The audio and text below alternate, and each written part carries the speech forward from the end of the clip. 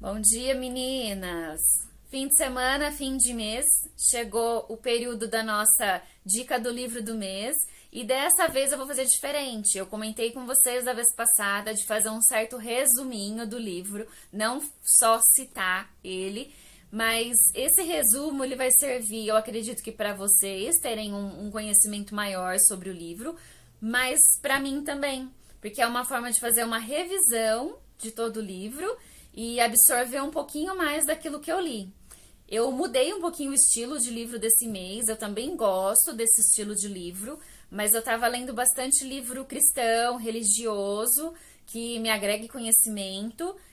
Não que os livros religiosos cristãos, eles não envolvem financeiro, porque esse daqui do Paulo Vieira, Fator de Enriquecimento, fala muito sobre crenças, sobre dinheiro, sobre ser rico, querer ficar rico, por que algumas pessoas conseguem, outras pessoas não conseguem, de você descobrir se você realmente quer ficar rico e por quê. Eu vou falar um pouquinho sobre tudo isso, fiz um monte de anotação, eu sempre anoto coisas no meu livro também e vou passar um pouquinho para vocês, mas dentro das escritas, né, de livros religiosos, vocês encontram todo tipo de assunto, mas a diferença é que eles foram escritos por pessoas cristãs, por pastores, por líderes religiosos. Eu gosto muito dos livros da Helena Tanuri, da Joyce Meyer. Então, mas esse mês eu tentei trocar um pouquinho, passei pro Paulo Vieira, que eu tenho outros livros, tanto dele quanto do estilo de escritores como ele. E para o próximo mês eu já peguei um livro diferente ainda desses dois. Eu tô sentindo que eu gosto muito de leitura que me agregue conhecimento, mas eu tô sentindo que o meu drive está cheio, tá saturado. Às vezes eu me perco nas palavras, às vezes eu esqueço. Se você me perguntar qual é o livro que eu tô lendo, nem sempre eu lembro o nome.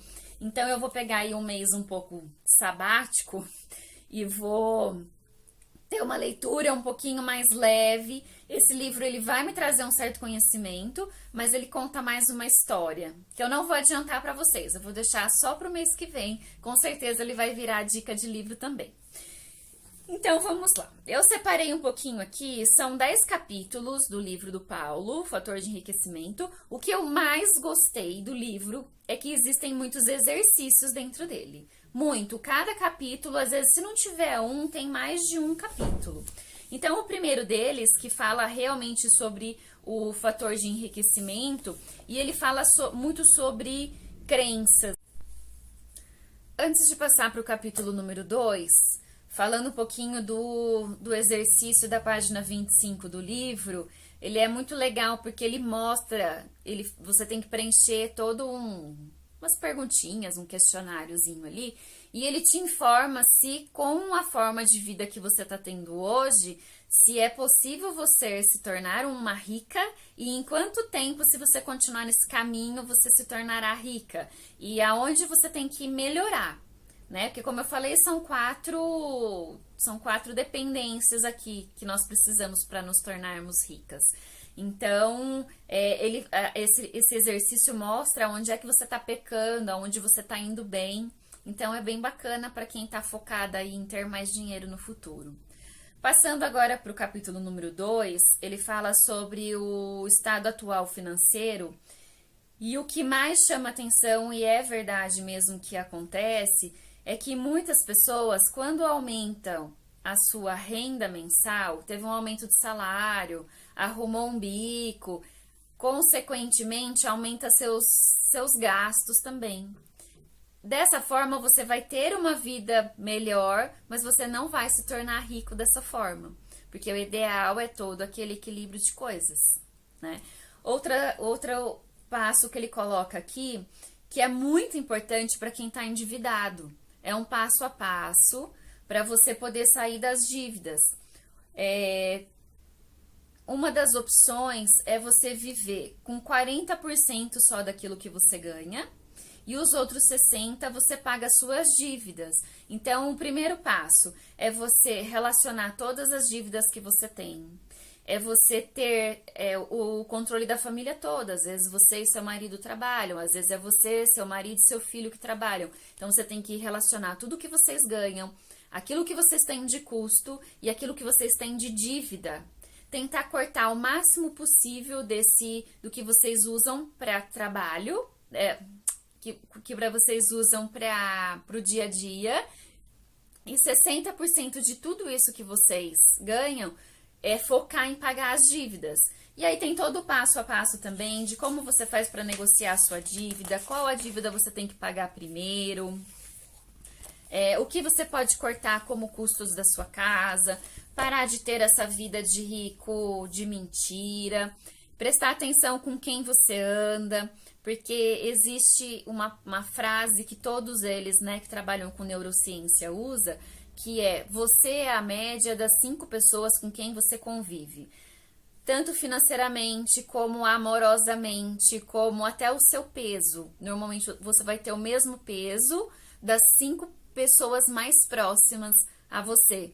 Eu vejo muito das minhas clientes que existem as solteiras e às vezes elas até comentam que elas querem encontrar alguém. Mas é quando a gente olha em volta as amizades toda, né, dela, são todas de solteiras, são de separadas, né? Então você tem que se juntar com pessoas que têm o mesmo propósito que você. Eu li num outro livro que pessoas milionárias, os homens muito ricos, eles jogam golfe não porque todos eles gostam de jogar golfe, mas eles jogam para conviver com outras pessoas mais ricos ou tão ricos quanto eles. Porque aí você acaba aprendendo, você acaba se contaminando, porque nós nos contaminamos com o que é bom e nós nos contaminamos com o que é ruim. Então a gente tem que prestar muito atenção com o nosso convívio social, onde que a gente tem frequentado, o que a gente tem feito, se aquilo que a gente tem feito condiz com aquilo que nós queremos para a nossa vida, inclusive financeiramente. Aqui, na parte número 3, vamos lá para o capítulo número 3, fala sobre ser perito na sua área profissional. Quanto melhor você for, quanto maior especialização você tiver na sua área, mais você consegue ganhar. Mais você consegue cobrar pelo seu valor, melhor emprego você consegue, melhor salário você consegue. Então, esse capítulo é basicamente isso, se tornar um perito na sua área. Agora aqui o capítulo número 4, ele fala sobre as 5 condutas da riqueza. Então, o primeiro aqui é querer ser rico. Vamos ver onde que eu estou. O segundo é sentir-se rico. Então, o primeiro é você querer ser rico. Por que você quer ser rica? Você precisa ter um motivo forte para você ser rica, porque você vai sair totalmente fora da sua zona de conforto. Então, pode ser para dar um futuro melhor para os seus filhos, para dar um conforto maior para os seus pais, é porque você quer viajar mais, é porque você está cansada de ter um carro que sempre te dá manutenção, então você quer ter um carro melhor, você quer ter uma casa melhor. Você precisa de muitos motivos mesmo, porque lá na frente nós vamos chegar na parte emocional, racional, que fala por quê que você tem que ter todos esses motivos fortes para te fazer mover em busca da riqueza, ou pelo menos de uma melhor qualidade de vida, de um melhor emprego, de uma melhor rentabilidade, né? A outra coisa aqui é que você precisa sentir-se rico. Isso daí eu vi também num outro livro, que o que a gente precisa passar para os nossos filhos é que nós precisamos sentir que é possível ter dinheiro. É possível você ir para uma viagem, ficar num bom hotel, que você precisa mostrar para o seu filho ou para você também, para o seu inconsciente, de que você pode comer num bom lugar. Porque quando a gente cria filhos dizendo que dinheiro é difícil, que dinheiro não dá em árvore, e depois nós vamos chegar também lá na frente sobre todas essas crenças, ele acaba crescendo dessa forma, acreditando que é muito difícil ganhar dinheiro e que ele não vai poder, sei lá, ficar num bom hotel, comer num bom restaurante. Então, nós precisamos nos sentir Você tem que passar por essa sensação de ter dinheiro para que o seu inconsciente e o seu cérebro acreditem em tudo aquilo. Porque aquilo isso aí envolve, é muito mais profundo na neurociência, né? Que tudo aquilo que você sente, aí tem a questão dos sentimentos, que depois você cria ações. Quem já tá mais nessa vibe de neurociência já deve estar sabendo mais ou menos do que eu tô dizendo, mas é meio que isso. E as pessoas que não sabem, que não acreditam, faça. Sinta. O cérebro, ele não sabe distinguir o que é verdade e o que é imaginário. Então, quando você estiver entrando dentro do seu carro, que ele já é mais velho, que você não tá tão satisfeita, não entre resmungando, não entre xingando, não entre entristecida. Entre, quando você abre a porta, você imagina entrando dentro daquele carrão que você quer. Dirija o seu carro, obviamente com muita gratidão, aquilo que você já tem. Porque se você não souber, e aí a gente envolve um pouquinho de religiosidade, né? Da questão da gratidão mesmo, do segredo da gratidão. Se você não souber administrar aquilo que você já tem, que é pouco, Deus não vai te dar o muito. Então, seja grato àquilo que você está tendo. Mas quando você for entrar dentro do seu carro, entre com emoção, como se você estivesse dirigindo todo o tempo o carrão dos seus sonhos.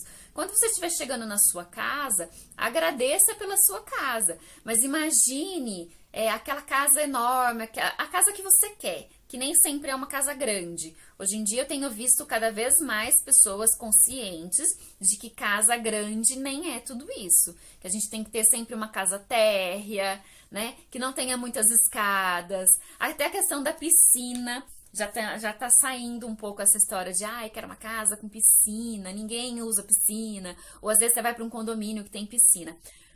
Mas voltando tudo, comece a viver, a se iludir, a criar situações dentro de você com aqueles sentimentos para que seu cérebro trabalhe em busca daquilo que você está imaginando, daquilo que você está pensando. Capítulo número 5 fala sobre o exercício do enriquecimento e, resumindo um pouquinho dele, você vai pegar todo o seu salário e você vai fazer... A primeira coisa que você precisa fazer é se pagar. 5% daquilo que você ganha é seu. O segundo passo é a doação.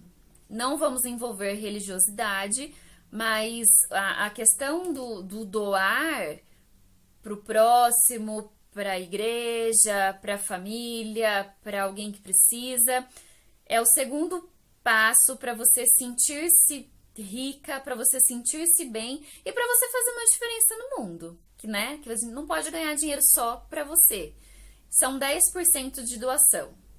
Terceiro, você vai pagar as contas com 60%. Isso aqui se você já não tiver mais com dívida, tá, gente? Que se vocês estiverem com dívida, vocês vão parar lá Vocês vão resolver ainda primeiro o segundo capítulo, que 60% do que você ganha é para pagar as contas. Aqui é se você já tiver uma vida já equilibrada, sem dívida. Então, aqui, pagar as contas, 60% vai para pagar as suas contas. O investimento para você se tornar rica, 10% daquilo do que você ganha, você vai fazer um investimento em ações, numa aplicação, ou até mesmo, no último caso, na poupança. A poupança ela não está rendendo nem o equivalente à inflação. Então, você coloca dinheiro na poupança, daqui um ano não está valendo mais, porque a inflação subiu também. Então, eu vou guardar dinheiro porque eu quero comprar uma geladeira à vista. E aí você guarda dinheiro esse ano, daqui um ano você não vai ter dinheiro a mais para comprar a geladeira, porque a geladeira aumentou às vezes mais devido à inflação, né? Essa é a questão da poupança.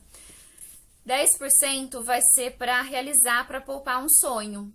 Seja um sonho de uma viagem, seja o sonho de trocar de carro, o sonho que seja de comer num restaurante bacana que você sempre quis entrar e nunca conseguiu. É um sonho. São sonhos grandes, sonhos médios, sonhos pequenos. E aí você destina 10% da sua rentabilidade para isso. Depois de tudo isso, vai sobrar 5%. Esse 5% ele é chamado de abundância, é o que sobra. E aí você vai investir aonde você quiser. De repente você quer gastar, torrar 5%, você torra. Você quer doar os seus 5%, você doa. Você quer guardar, você guarda. Você quer colocar nos seus sonhos, você coloca. Então é toda uma questão realmente de organização. E aqui, novamente, ele fala sobre viver num padrão menor daquilo que você ganha. Nunca maior e nem igual. Sempre assim, tem um carro que já é bacaninha, tá legal, você teve um aumento de salário, continua com aquele carro bacaninha, legal. Não queira trocar de carro, não queira trocar de casa, não queira frequentar, comprar roupas em lojas, sei lá, maiores, mais caras. Isso aí a gente está falando sobre enriquecimento e a gente não está falando sobre qualidade de vida de uma forma geral. Porque tem gente que quer viver o hoje e prefere torrar tudo hoje e sem pensar no amanhã. Mas a gente tem que considerar que o amanhã vai chegar, que os nossos filhos vão crescer e que os nossos pais vão envelhecer. E que alguém vai precisar de ajuda nesse mundo. Que se não são os filhos, são os pais, é o vizinho, alguém. A nossa volta sempre tem muita gente que vai poder usufruir da nossa riqueza. Capítulo número 6. Eu sou apaixonada por crenças. Crenças é tudo aquilo que nós recebemos até os 12 anos de idade. Todas as informações que nós recebemos é o que vai fazer com que a gente crie as nossas crenças de adulto. Então, se você ouviu muito que dinheiro não dá em árvore, que homem nenhum não presta, que rico não presta, então, cuidado. Porque as crenças, elas são formadas ou por forte impacto emocional, né? De repente você teve uma traição muito grande e aí você chega à conclusão de que homem não presta. Ou então por questão de repetição.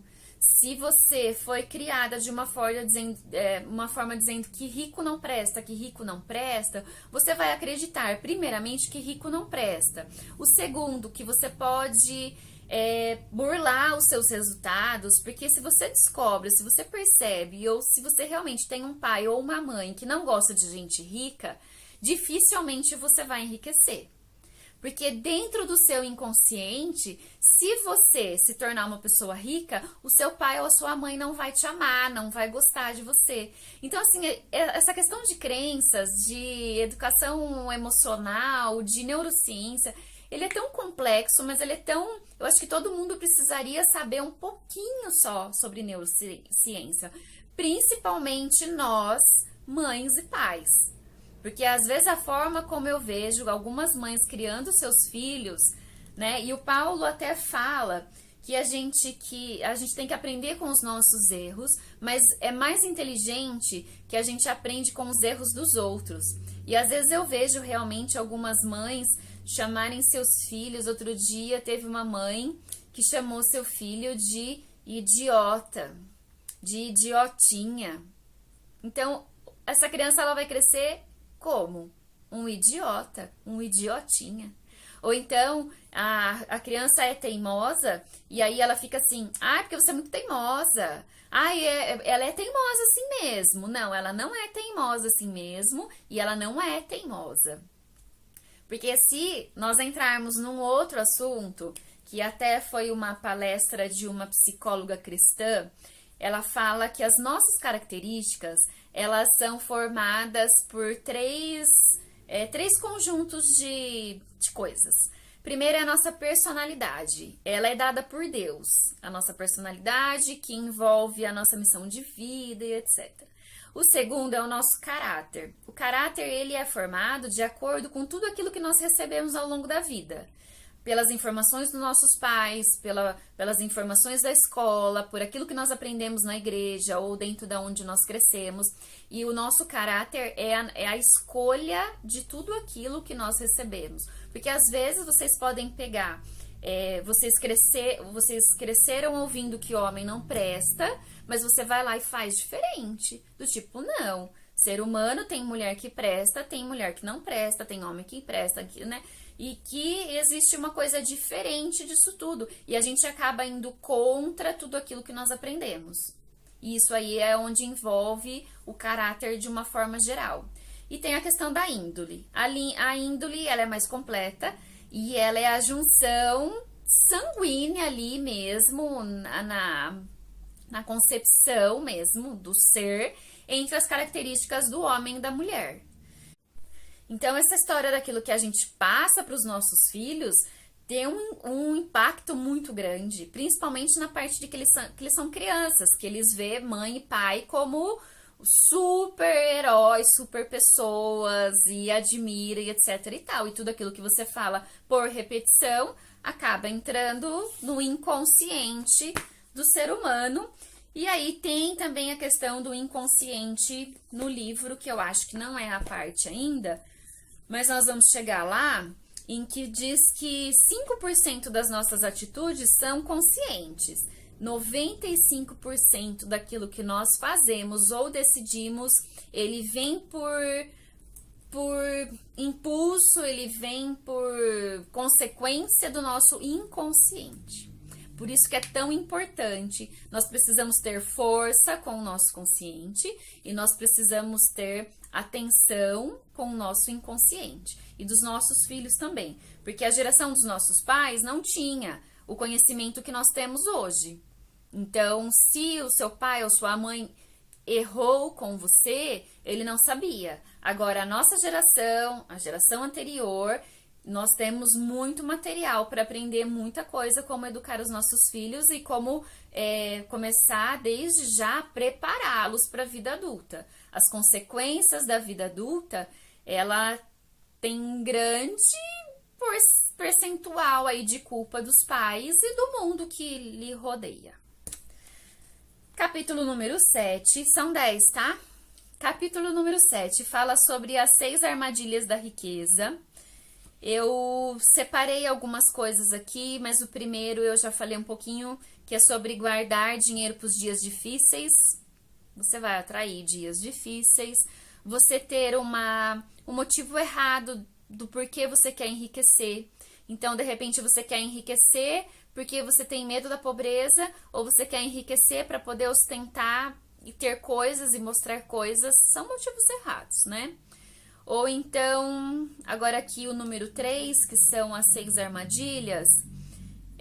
Quem é empreendedor, trabalha por conta, é confundir a pessoa física com pessoa jurídica. Número 4, achar que não tem mais nada para aprender. Então, isso daí já entra até outra característica, né? Porque a gente sempre tem muito que aprender, e aí a gente entra lá na parte perita da profissão. Número 5, parar no meio da jornada de enriquecimento, é você desistir ali no meio, que você vai ter que sair, né, da sua zona de conforto. Então, na página 200, inclusive, tem uma carta e um termo que você faz e que você vai assumir toda a responsabilidade por aquilo que você quer. É uma carta para você mesmo, é uma cópia de um discurso feito em julho de 1940.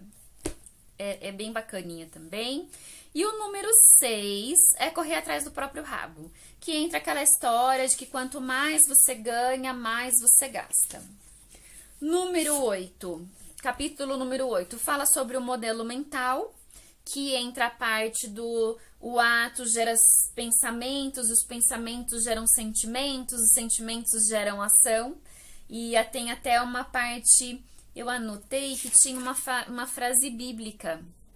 A boca fala do que o coração tá cheio. Então, nós temos que policiar realmente todos os nossos pensamentos, os nossos sentimentos, porque quando eu falei para vocês lá atrás sobre vocês entrarem dentro do carro e sentir que vocês estão entrando dentro do seu carro, dos seus sonhos, o seu inconsciente, ele vai trabalhar para que aquilo seja realizado. É uma coisa assim louca para quem não está envolvida com a neurociência.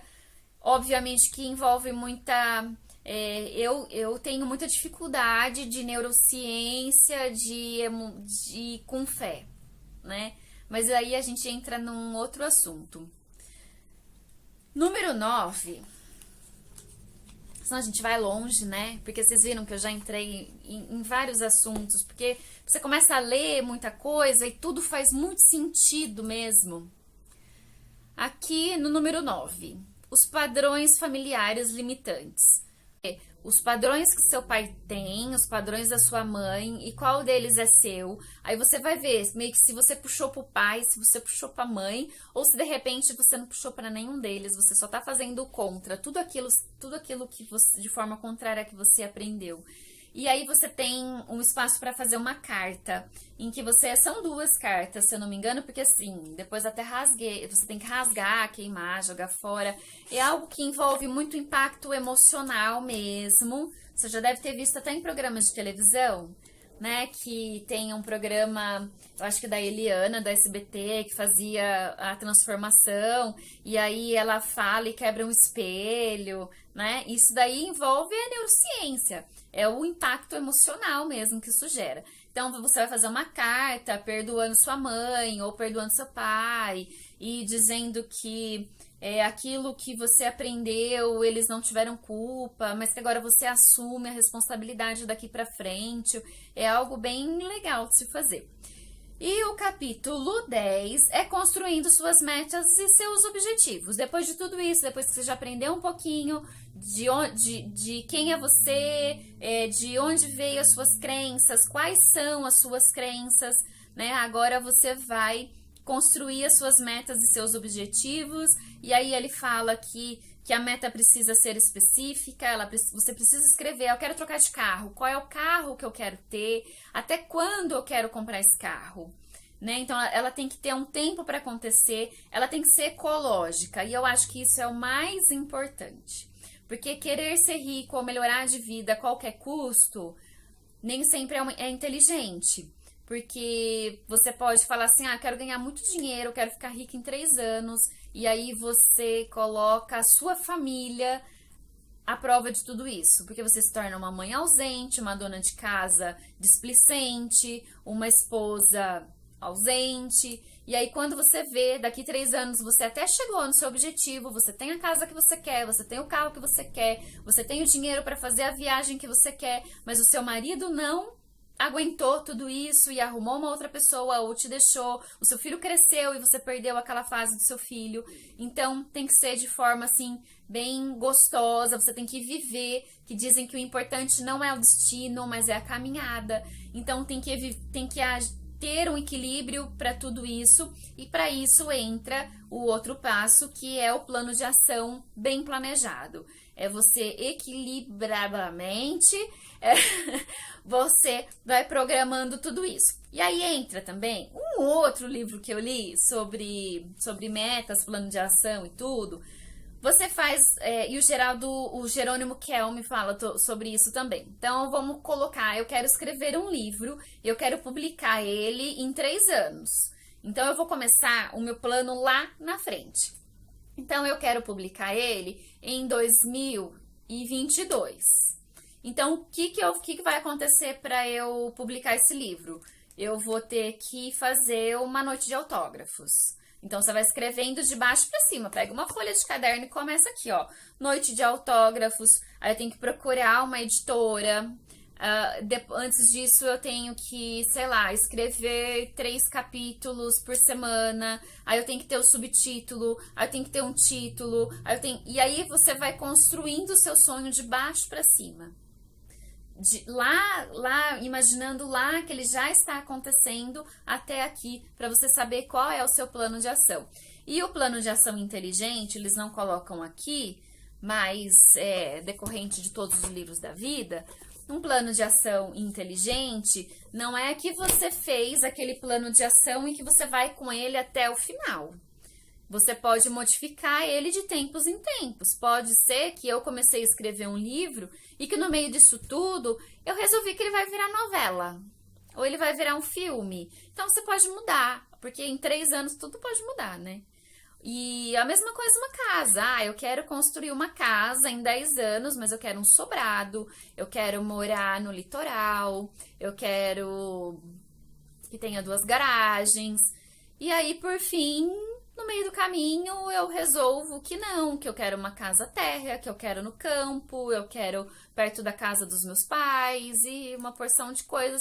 E aí você vai remanejando tudo aquilo de novo. Eu adorei fazer essa dica do livro para vocês hoje. A minha intenção, de verdade mesmo, era fazer um vídeo a cada capítulo, para eu não esquecer de nada, para ficar tudo fresquinho e se precisar fazer recapitular tudo aquilo de novo, né? Esse próximo livro do mês eu não vou precisar fazer isso porque ele não tem, eu acho que ele não vai ter nem resumo, mas ele pretende ser fofíssimo. E eu já tenho um livro daqui outro mês, vamos ver quanto tempo eu vou levar para ler esse outro. O custo médio desse livro, ele deve estar em torno dos seus R$40, né? O Fator de Enriquecimento. Eu devo ter ele em PDF, se você quiser. Você entra em contato no meu WhatsApp e eu te mando em PDF, pelo menos para você dar uma lida. Eu não consigo, eu preciso de livro de papel, tanto que eu vou riscando, eu vou rabiscando, eu vou circulando. Eu já mostrei para vocês, né, que os meus livros são todos grifados. Mas esse daqui tem os exercícios também, né? Então seria bacana que vocês comprassem em papel também. Mas eu gosto, ó, de cheiro de livro. Ai, que delícia, adoro livraria. Livraria me lembra café, café me lembra livro, que me lembra descanso, que me lembra um monte de coisa gostosa, me remete um monte de coisa boa. Ótimo dia para todas e até a próxima dica do Dia da Jaque. Beijo!